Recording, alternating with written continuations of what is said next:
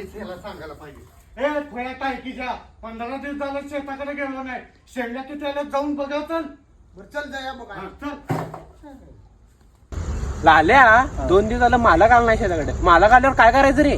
अरे माले गेलाय मुंबईला. रोपट 2 दिवसात सगळं आवरायचं आपल्याला. बरोबर चल चल चल चल.